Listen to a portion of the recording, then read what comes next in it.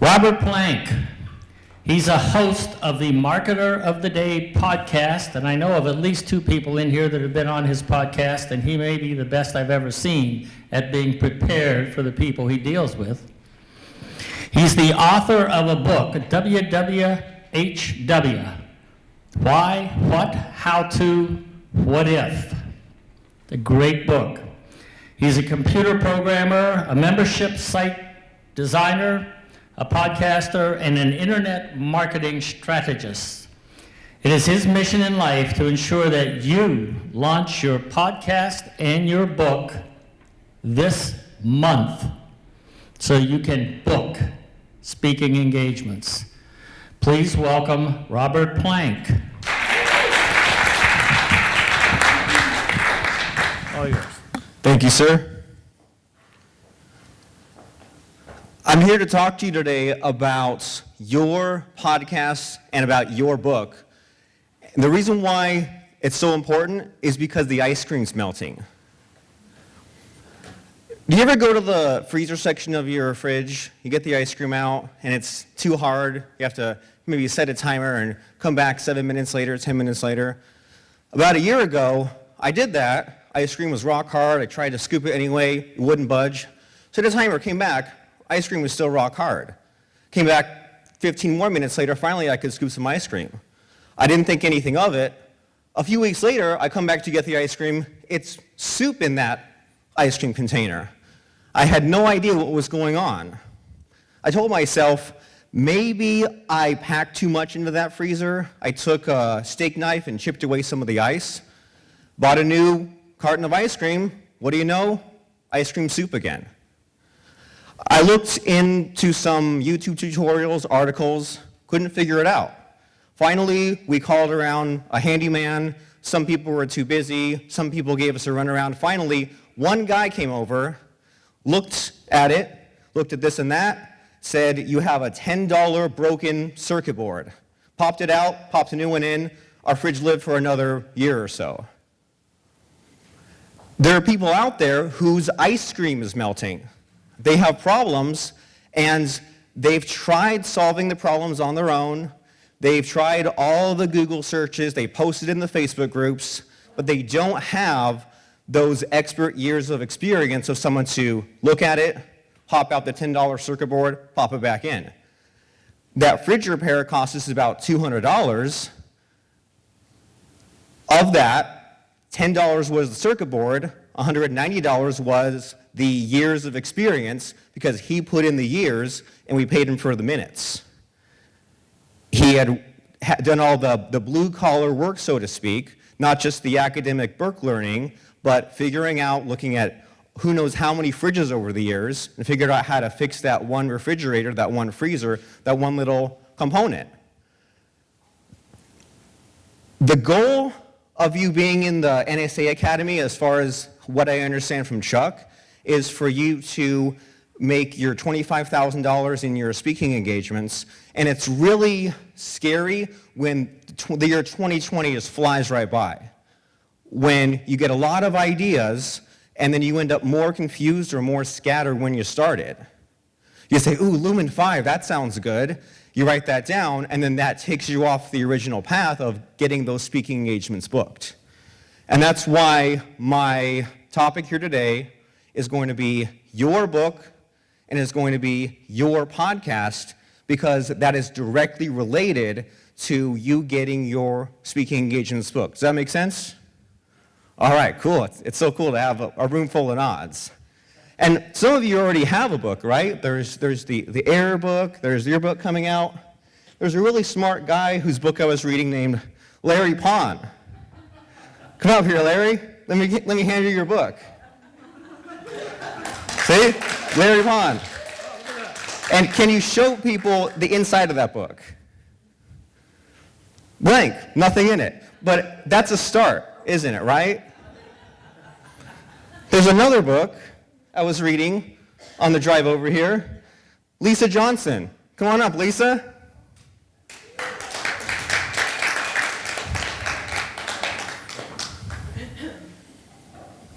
There's your book. That is Yours is a take home, put it under your pillow to sleep, wake up, look at it, whatever. I have a custom book made for each and every one of you students in the back table there. After I'm done talking, my wife, she's the pregnant one who's sitting back there, she will hand you your book that you are free to use in which way that you want. LinkedIn videos came up earlier with Aiden. YouTube came up earlier with Aiden. Facebook videos. Record a video of you holding up your book saying, I'm such and such, author of this, just to get it out there, just to get one step closer to you getting your speaking gig. And I can give you a speaking gig right now if you want. It's to appear in my podcast. I will literally, no matter what your topic, what your area of expertise is, I will interview you on my podcast because someone's ice cream out there is melting. And it's really easy to get caught in this thinking of looking for your ideal client, but your ideal client is that person that happens to be listening to that one podcast episode, and you don't know whose podcast that is. They might have done a search on YouTube, Google, iTunes. They search for the keyword of retirement planning or posture. They found the podcast episode where I interview you, and then that leads them over to your website. Maybe that leads to some other podcast host booking you on their show. Don't overlook and don't discount the idea of you getting yourself out there and getting just one more speaking gig out there, especially if you haven't had a huge speaking gig yet, especially if you're nervous, because I promise I'll make it super easy on you. I've interviewed Chuck, I've interviewed Gary, I've interviewed Larry, I've interviewed Eden out there on my podcast, all about different subjects. Don't think that just because you're a compliance trainer that you have to be on other compliance trainers' podcasts. Have you ever had a really weird dream? I mean, right? And this honestly happened just this morning. I felt my son's kicks for the first time. I was feeling my pregnant wife's belly. We were up at about 3 a.m. I felt him kick for the first time ever. Went back to sleep and had a dream. Didn't realize I was dreaming at the time, but I had a dream where I went into the bathroom. Don't worry, I didn't pee. You're not supposed to do that in a dream. I went to the bathroom and I tried to turn on the light. And apparently, in a dream, light switches don't work. And I remember thinking to myself, oh no, light switch broke. This is so embarrassing. And when I woke up, I remembered that years ago, I interviewed a woman who was an expert on lucid dreaming. Now, Chuck said that my podcast is called the Marketer of the Day podcast. I interviewed someone on a marketing podcast, not about marketing, but about lucid dreaming, and she tailored her message to marketers and to entrepreneurs. If I had limited myself and I had only invited other marketers on my marketing podcast, I would not have expanded my reach. I would not have expanded my social circle. I would really have limited the internet traffic bringing people to my website. And if Lucid Dreaming Lady had limited herself to podcasts only discussing lucid dreaming, then she really would have limited her area as well. There was something that I've overheard Chuck say in the past 2 weeks or so, which is that all the information is already publicly available out there, right? We all thought before the internet, before Google, that the reason why we were so stressed out, why there seemed to be so many idiots out there, why we just can't get our message out was lack of information. Well, now we have all the information, right? So it turns out that's not true, but people need that customized message, right? Entrepreneurs need the lucid dreaming expert to come and talk about things specifically for entrepreneurs. You might have noticed that a lot of what Aiden spoke about earlier was short videos, right? 1-minute videos, 3-minute videos. No one has time to read a 500-page book anymore, but yet you need to have the exact information you want. So I think that's why you speaking and why you being on podcasts is so important. That way you can customize your message for all these new markets, all these new audiences that you would not have otherwise reached. And in today's discussion, I want to split this into maybe 3 sections. And I think that the kind of furthest out thing for you is to have your own podcast. And putting aside all the hundreds of questions you have, right? Putting aside things about equipment, what will I say, what would he be called? Putting aside all the details, who here wants their own podcast? Here we go. Well, we'll get you converted soon enough. Because something else that came up a little bit, but if you blinked, you missed it in Aiden's presentation, was that the traffic doesn't always matter. I have a podcast that has 725 episodes, 300,000 downloads, but I don't, and it's over maybe 3 years, but I don't care all that much because I use my podcast as a way to get a deeper relationship with people. Right? I mean, what happens when you go to an event like this or some other event, you give them your business card, they give you their business card, and then 2 weeks later you're clearing out your wallet and you're like, trash, trash, trash. It's a ritual that we all go through, and it's inefficient. It doesn't make any sense. It leads to a lot of dead ends. And then what do you do when you get that business card? You send some emails. You say, buy my stuff. Here's my contact info. It's one extreme or the other. Either you're hard selling someone or you're too soft. So a great middle ground is eventually for you to get them on your podcast. It doesn't matter how much traffic your podcast gets. What matters is that you are helping them out. And then some of those relationships will lead to other things. I had Chuck on my podcast years ago, and that's led to me presenting to you right now. You don't know where your relationships will go, but instead of being caught in that weird middle ground of you didn't quite get to know the person at the event, now it's awkward emailing them, just get them on your podcast. And again, don't worry about the steps, don't worry about all the finer details you figure out over time. Get them on your podcast, meet at a prearranged time, do it over the internet, do it over audio or video chat, make them look good, and be genuinely curious about who they are. And I've given you some handouts, I've given you some different templates on the questions that you can ask people to make them look good. Questions like, what makes you stand out? Questions like, if someone here is listening to our conversation about retirement planning, what's an easy win that someone can implement right now? What do so many of your existing clients do incorrectly when it comes to retirement planning? Just little things to move the conversation along. You ask a question, they respond over the course of 3 or 4 minutes, you have a conversation, record it, make them look good. That is your networking tool. So can you write down your question? And we have a 15-minute section at the end, and we'll get to your question. Perfect. The slightly longer term goal, say end of this month, next month, is your own podcast. It doesn't have to be complicated. 1 episode gives you a podcast. Just like if you have a Facebook account, you just make 1 post on it. No one in history said, I was going to sign up for Facebook, but I need to plan 20 different things to post. No, you get an account first, you post 1 thing, and then revisit it later when you feel like it, when you have time. That's the more longer-term goal, is your own podcast. A maybe more pressing, immediate goal is your own book. And as you saw, you have a book. You have a cover, at least. Now the only problem is the inside of the book, but now you're a little bit closer to where you wanted to be, right? And I know that a book can be a little bit intimidating, and I'll run through a quick formula that I've used to write every single book that I've put out. One morning, I woke up at 6 a.m., and I had an idea for a book.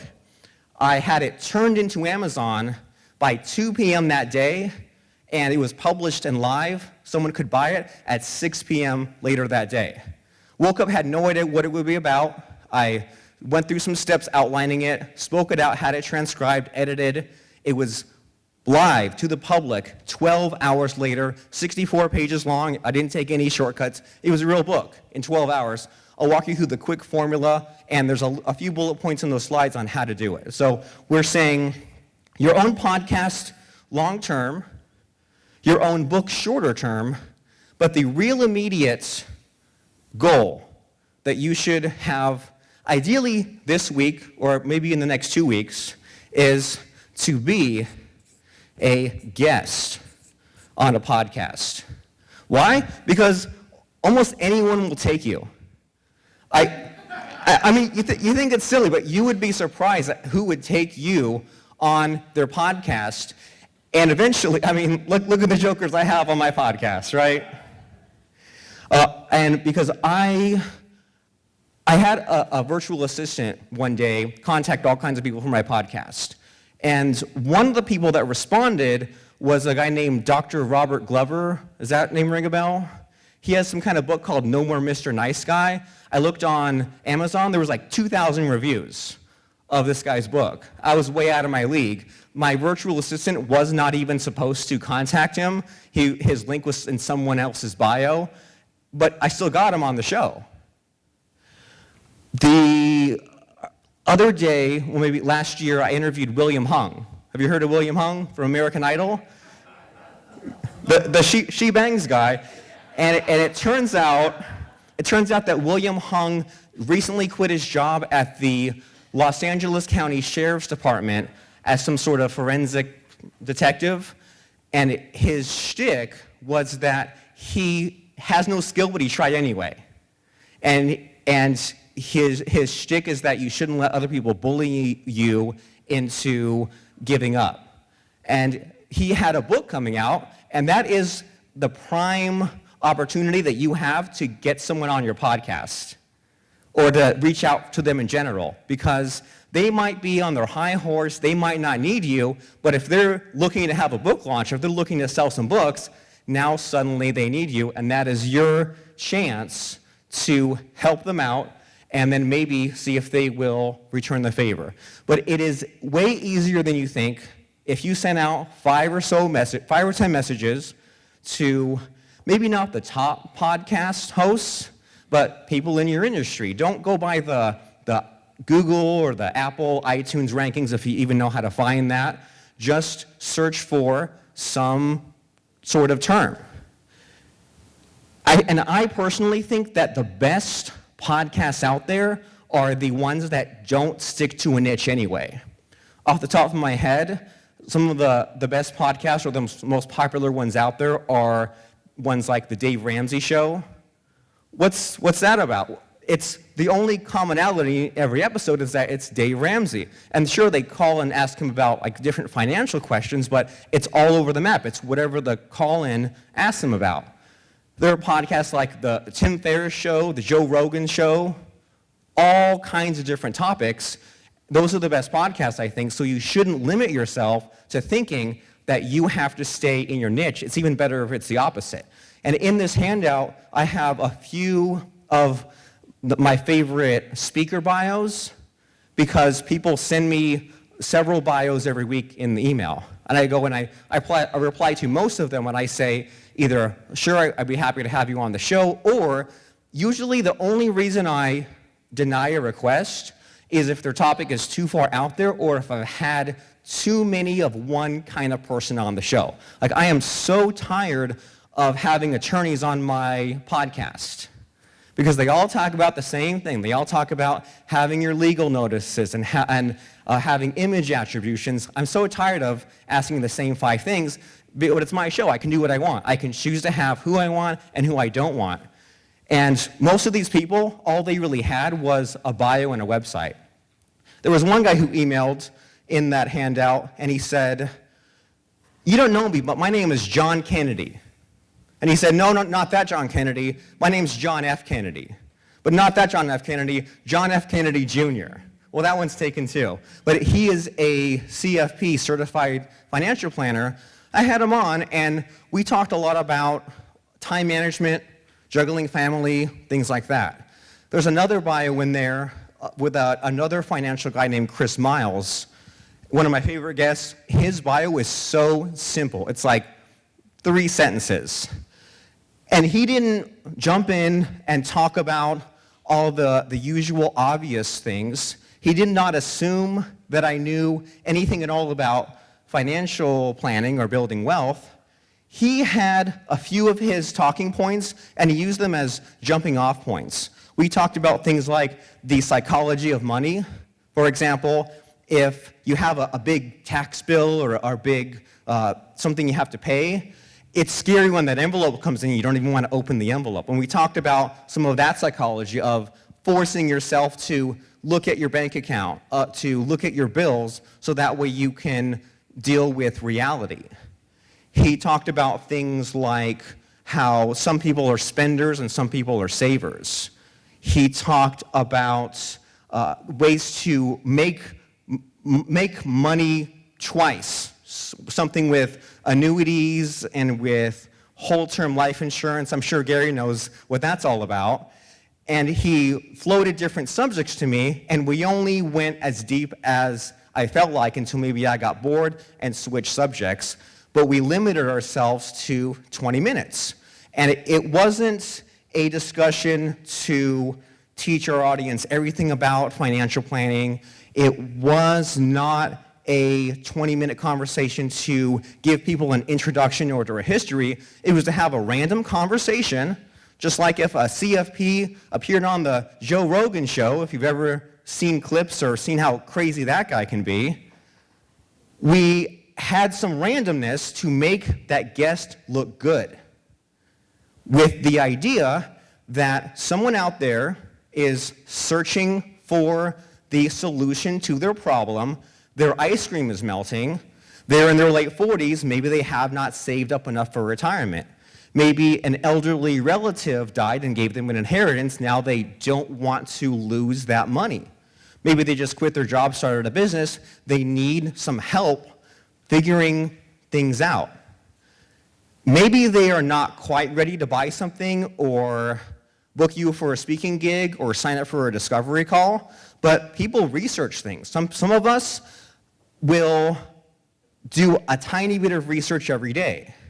This conversation came up with David Benjamin, I think, earlier, about how some of us just love to read. Some of us love to watch little 3-minute YouTube videos every day. Some of us love to listen to one podcast episode every day just to keep the knowledge around us, just to know what we don't know.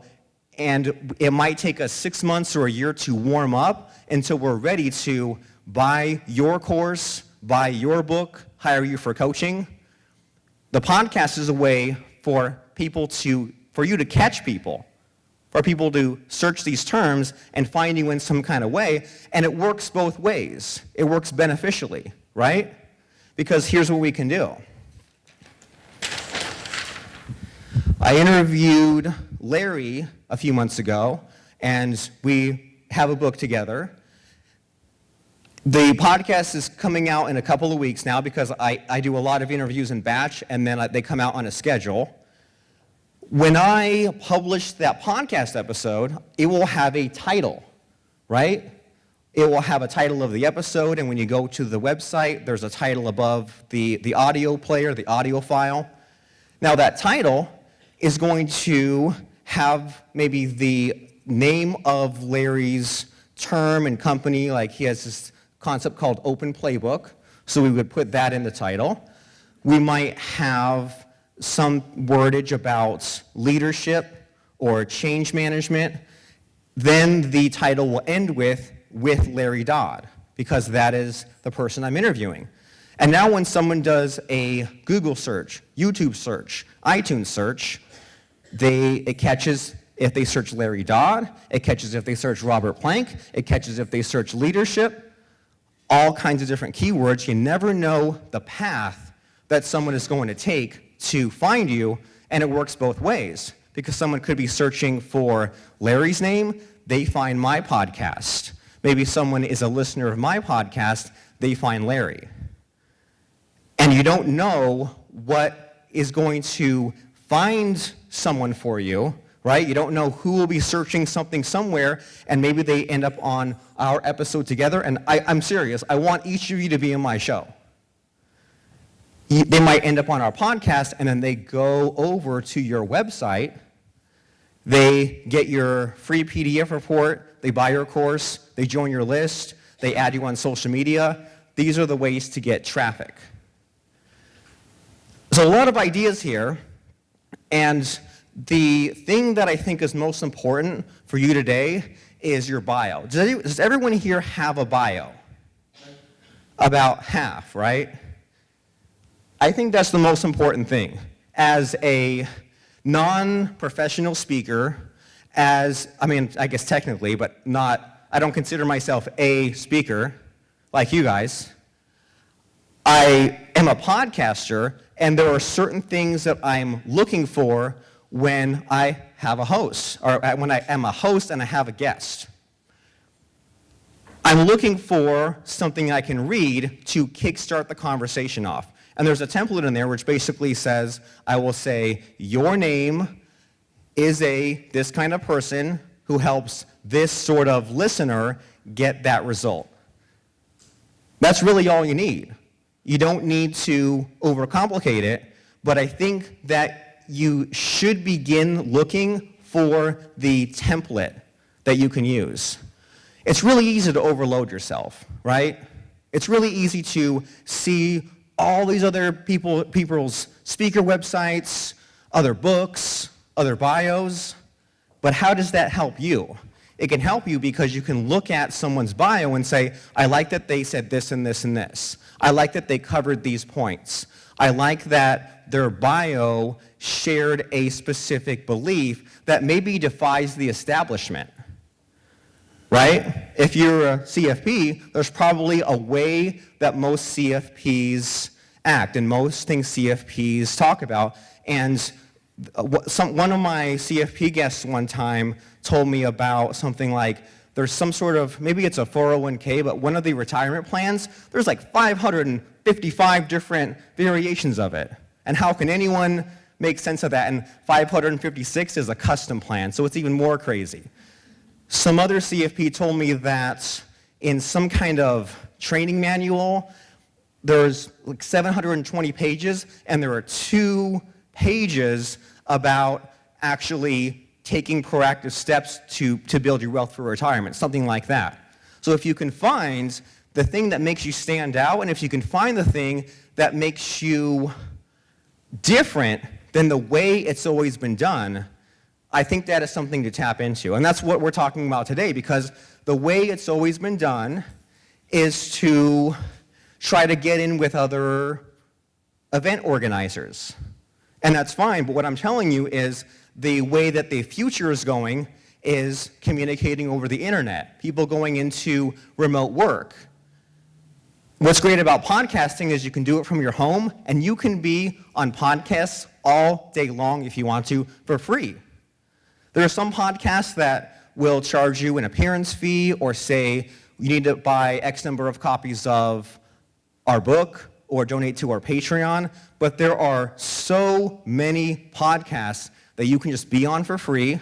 You say, my name's Larry Pon, here's my bio, here's my website, can I be on? And see what they say. Usually they have a scheduler where you choose, like Calendly was mentioned earlier, you choose a date and time, you show up at that date and time, have a conversation, there is your speaking gig.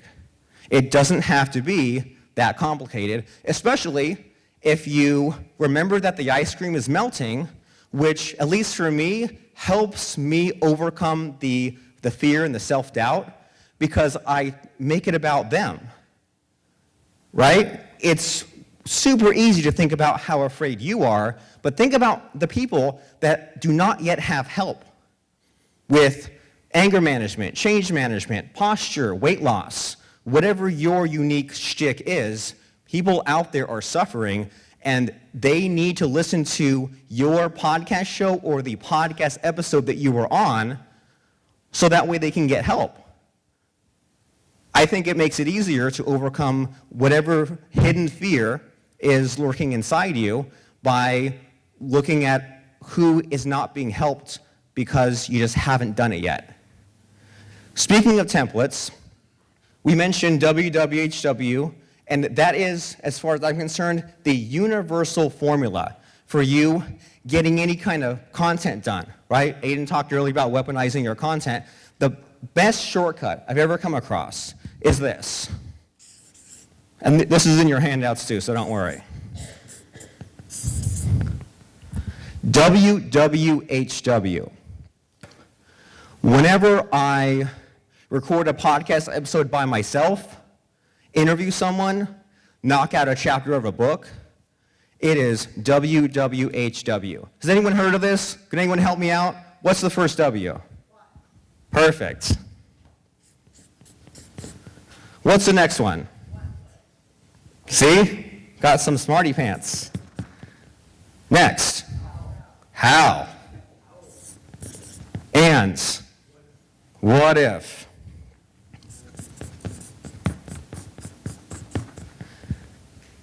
It's so difficult to just think of what to say, think of what to write. That came up too. Do I write the blog post about President's Day?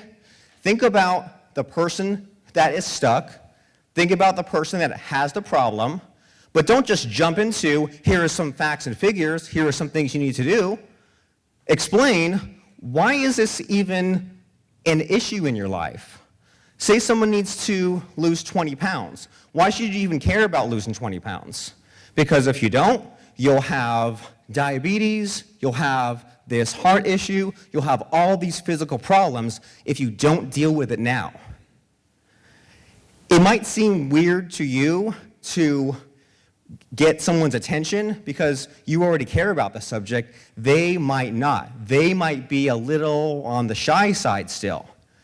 You bring up the problem, you get their attention, you really sell the problem because they might not even know how bad it is. They might be thinking, I need to lose 20 pounds for my wedding. I need to lose 20 pounds for that high school reunion. They don't know that maybe they are shortening their life by 10 to 15 years. They might not know that they won't see the grandkids grow up. You do that, it adds a little bit of showmanship for you, and it really makes them pay attention, and this way you don't lose them, especially in this day and age where everyone's used to the Twitters, the TikTok, they just scroll on to the next thing. You bring up what the problem is. But don't just ruin their day, you need to help them, right? But you don't jump quite to the solution just yet. You still explain what we're going to do. And this is where the what comes into play, and this is where you explain the tools in the toolbox. This is where maybe you'll explain, here's what calories mean. Here's what BMI means. Blood sugar, cholesterol. Assume they don't know these things. So that way, when it comes time in a minute to solve their problem, you're not speaking the wrong language. You catch them up with these things that you'll be talking about. And you might even, if you really want to add the showmanship, bring in the alternatives.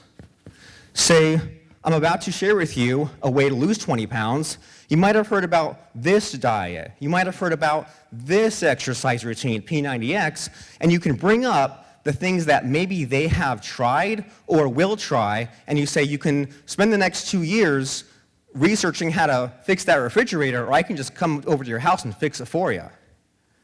You can spend all this money on these diet books, or I'll just tell you right now how to lose the weight. And then, that is where you bring in the solution. That is where you get to the how-to component, which for you, you're an expert on your subject. This is probably the easiest part. But the goal is to get people sold on the problem and sold on the solution, and then you give them something they actually want at this point instead of shoving it down their throat. But after you say, here's the solution, you don't just leave them hanging. You say, here's what if. Here are the next steps. I just taught you this. Here is a checklist where if you do these 4 things, now you're on your way to losing the weight. Here's a quick call to action or an assignment for you. If you keep this thing in mind, now you're on your way to saving for retirement. Why, what, how, what if? And what's great about this is you can shrink or expand it for any kind of podcast guest appearance you want, because if the host sucks, and some of them do, and you're not sure what to talk about, first bring up why this is important. Why is change management important? Now, when we talk about change management, what does that look like? What techniques, concepts do you need to know about? And then what are maybe 2 or 3 quick steps to get it done? Once you've done it, now what's a quick assignment? This works for anything. I have a guest on my show. I say, you're here to talk to us about lucid dreaming. Why should we care? We're just some internet marketers, speakers, podcasters. Why is lucid dreaming important to us? She explains that. That kills 4 or 5 minutes. I say, when we talk about lucid dreaming, are we talking about the same things? And what are some techniques to have a dream and remember it and control the dream and everything that comes with that? Then, what are the steps? What is the assignment or the call to action? And this applies even to what we promised in the beginning of you figuring out the words inside of your book. Because I've tried all kinds of different methods for writing a book, and if you're anything like me, you maybe sometimes written a page, and then that's all you got. Maybe you made an outline, that's as far as you got. Maybe you wrote a whole book, but it wasn't quite what you were looking for. Maybe it's too long or meanders. So here's my formula for coming up with a book. Are you ready for this? I need one thing from you, though. We're getting towards the Q&A section here. I'm going to explain to you the process, and then I want to choose one of you, or maybe you can choose me. I want to help one of you outline your book. But I'm hoping that maybe you who volunteers in a couple of minutes here is the kind of person who maybe normally doesn't volunteer. I want you to be the person that this time today, you're the one who volunteers. So whoever that ends up being, is that okay? Yeah. All right, so I'll explain the process really quick, and then we'll run through an outline for someone's book. Here's what we do. The first thing we do is we are going to be searching for 10 questions someone has. Someone out there who needs your help, their ice cream is melting.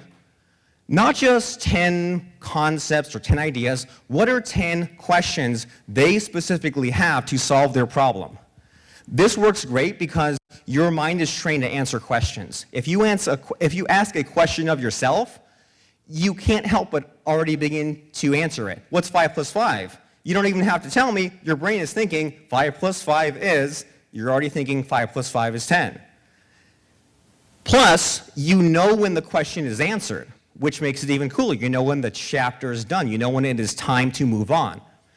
If I'm sitting at home and I really can't think of the 10 questions, if I'm having trouble getting myself into the mind of someone who needs to know my company's purpose, something like that, then I go on Amazon and I do something that's very painful. I do a search for my competitors.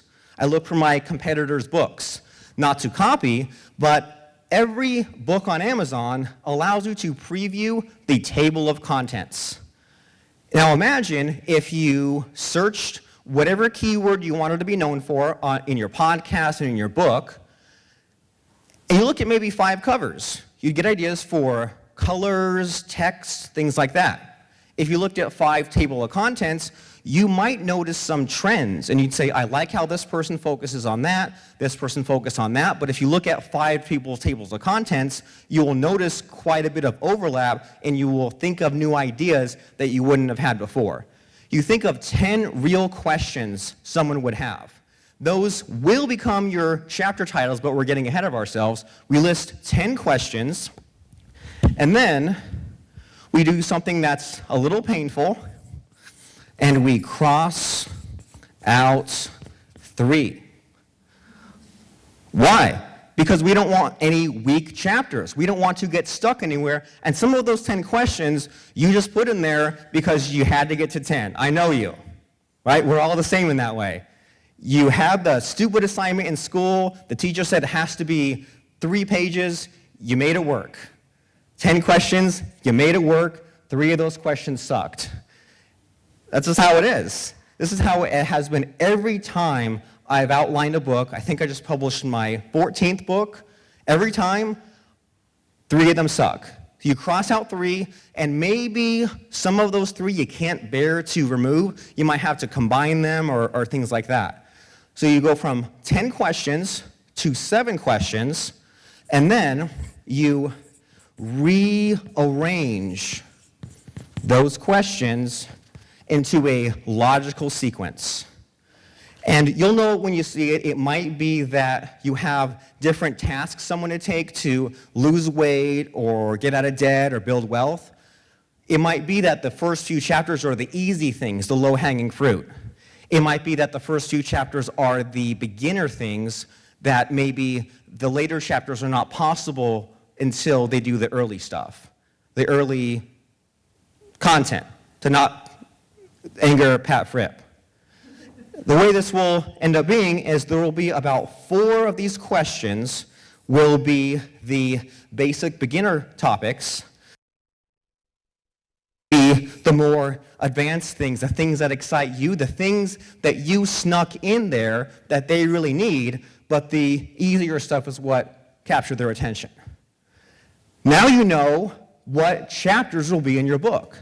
And no one ever has to know that you will have these 7 questions. Every question will be a title of your chapter. You create the chapters after. No one has to know that your chapter titles were questions. But how do you fill out a chapter of your book? Does anyone know? Okay. What's that? There we go. We have a winner here. Why, what, how, what if? You take those 7 questions that you fleshed out, and if one of the chapters of your book was about exercise, you don't forget selling the problem first. You say, why should you exercise? Why can't you just diet? Why can't you just sit on the couch and only eat half the number of potato chips? Well, here are the reasons why you should exercise. Now, when you exercise, what do you need to know? What are the concepts? Now, what are some actions to take in order to go from not exercising to exercising? That's the how section. And now that you've exercised, what is a checklist for you, and what is the next step? What does exercise lead to? Maybe the next chapter is fixing up your diet, things like that. Or maybe something more advanced. But you flesh out your chapter in terms of why, what, how, what if. And if you're the kind of person that can talk, which I hope so, right? You're in the NSA Academy, you budget 2 minutes to answering this why section. You budget 2 minutes to answering the what section, 2 minutes, 2 minutes. The way the math works out, you have a chapter, it takes you 8 minutes, about 1,000 words to speak out your one chapter. You do that either all at once, if you have an hour free, answer 7 questions and answer them in the form of 2 minutes of the why, 2 minutes what, 2 minutes how to, 2 minutes what if, times 7, 56 minutes. You've spoken out your book. About 7,000 words in large and even small print, 30, 35 pages. Add a table of contents, say, dedication page, thank you so much, Grandma, for inspiring me. You add in a couple of pictures, 50, 60 pages easy. Or if you're busy, some people have hectic lives, just budget 2 minutes whenever you have a chance, right? You're watching Survivor. I don't know if Survivor's still on the air. Survivor's on. Comes the commercial, 2 minutes. I'll be right back, honey. I'm going to go record 2 minutes of my upcoming book. You get it transcribed. In the handout, it says rev.com. Then there's a little bit of cleanup. The handout says lulu.com. That's what I use to make your books. That gives you something to hand out. If you want to get fancy, Amazon. That way you're listed there. It doesn't have to be complicated, but you do need to make some progress and take some baby steps. Now, before we get to Q&A, these last few minutes, I want to help map out someone's book, and I'll need your help to do it. So who here wants their book mapped out? Who here is stuck on a book? Larry Pond, what's your book about? All right, then that's good. Don't put everything you know into one book. Maybe you have 3 or 4 books. What's the most pressing one? Carry up to the mic too, so that the video has the words. So you go up there and share a mic. Perfect. We'll do a duet here. How about, use a mic. Let's see, how about solving the student loan crisis? Perfect. If you are crippled by student loans, this is the book for you. Student loan. And remember, we're not trying to be super generalized. We're not doing like a research paper. We're saying you have student loan debt. This book is for you to get out of student loan debt. Okay. And I'll list 1 through 10. Now, so say I have student loan debt, I come to you, what am I asking you about? Or what do you hear a lot from these types of clients? I think it depends on. It depends on who's asking the question. Is it before they incur the debt, while they're incurring debt, or after they incur the debt? Or they're out of college for 20 years, they're still got debt. So let's assume that one, because let's assume that people are not that forward thinking, and that they're already in debt, they're so sick and tired of it. I'm at the end of my rope, I need your help, Larry. Okay, so we have to take a look at what debt you have. Perfect. What debt you have, what kind of loans you have. Is it private? Is it public? Or what type of loans do you have? Do you qualify for loan forgiveness programs? Ooh, okay. So we'll say types, and we'll throw in loan forgiveness as question number 2. And I know that it might lead to branching off different areas, but let's just say in general, if I have identified what type of loan I have, what are the next steps? Should I be doing some research or contacting a certain type of person? Like, what do I do now that I know what type this is? Right. If you have a public loan, you have all kinds of benefits available to you, income-based repayment, certain loan forgiveness programs, and no matter what type of loan you have, the newest employee benefit that employers are using as recruiting tools is employers are paying off their workers' student loan debt. Okay, so what I heard was there's that employer thing. Your employer might pay off your student loans, and I also heard that they might have public debt. Now, is there another type? Is there like a private debt? Yeah, private debts through the private banks. Okay. Yeah. Okay, so there's that. And is it just those 2? Is there a third type that's worth noting? Not right now. Now, should I mention there's a new tax law Okay. that just passed in December, where we can use up to $10,000 of your 529 account to pay off your student loan, up to $10,000. All right, so we'll write your 529 account. All right. And now we need 4 more. So is there an interesting technique or a common solution or an important just thing people with student loan debt need to know that we haven't covered yet? Regarding number 6, it's not just your 529 plan, it could be your siblings. Ooh, okay. And does that include maybe like spouses, things like that? Like No, just family, within the family. Okay. Number 8. Yes. Number 8 would be the deductibility of the interest on student loans. Okay. So interest. And you see how once we start to have some ideas, more ideas flow, and maybe it was the first couple of ideas were the obvious ones, the middle ones, or maybe we threw them in because we had to, but then now we're getting to the good stuff. So there's one more idea come to mind. Well, how about just avoiding the student loans in the first place? Perfect. So near the end of the book, you can say, do you have a child? Do you have that nephew or niece that you can then hand this book to and say, don't do what I did, just read this last chapter, now you'll avoid my whole debacle. You use me as a warning sign. So we'll say avoid, and then one more. Number 10 could be the mathematics of student loans. Ooh, okay. And then, so now the next step is we need to do the painful step of removing the 3 weakest. And if you can't part with any of them, maybe fold one into another. What comes to mind? I would probably fold the public with the forgiveness. Okay.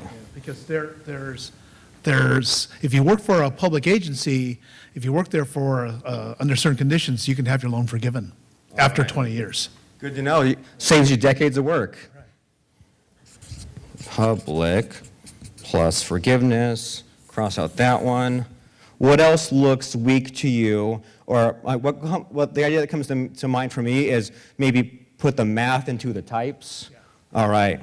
That way we don't have a whole chapter about, here's the math. Isn't that fun? Only to you probably, right? That could be 50 pages. Ah, let's hope not. And then one more that can go.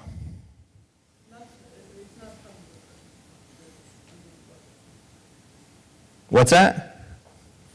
50 pages of math may not be what the person who has the student loan wants to. Right, that'll make it feel worse. Keep that to yourself. What's number 7? I can't read what that says. Siblings. Well, that's kind of combined already.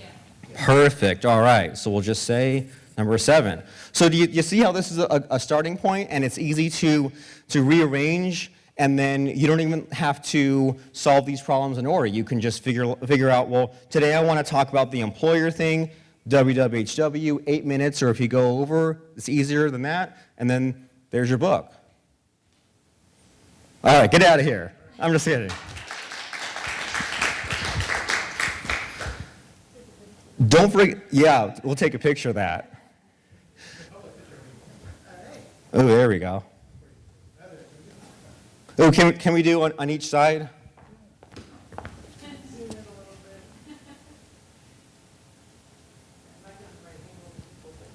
Fair enough. All right, thank you very much, Larry. So I hope you see how easy it can be if you let it. I had so many conversations in the hallway this morning of people saying, I want a podcast, but it seems like a lot of work. Do I have to stay consistent and post a new podcast episode every week or month? No.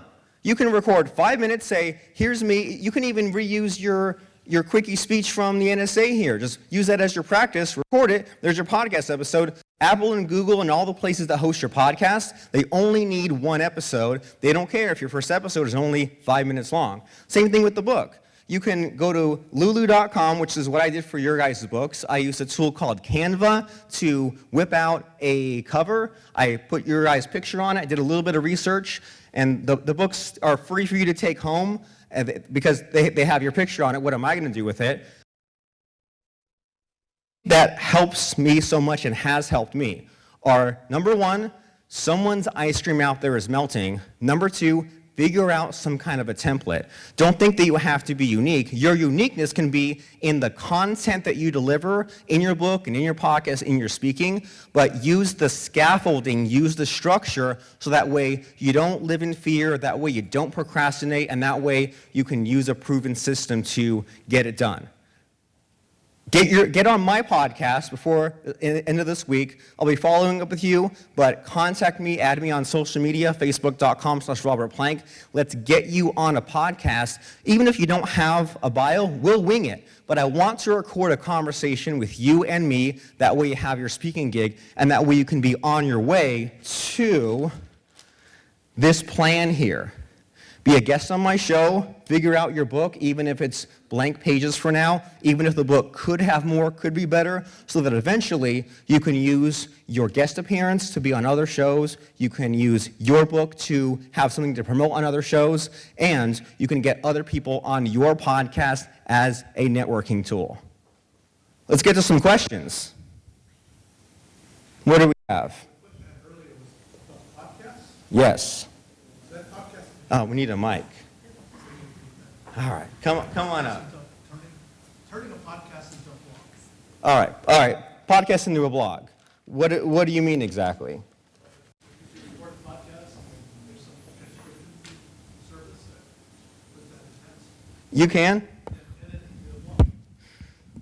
into a blog. The thing is, in that handout, The question is, how do you turn a podcast into a blog, add the transcription, all that fun stuff?